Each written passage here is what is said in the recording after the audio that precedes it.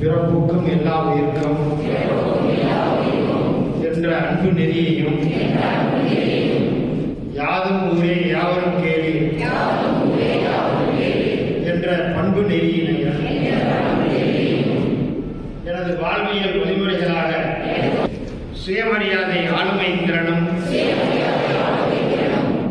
பகுத்தறிவு பார்வையும்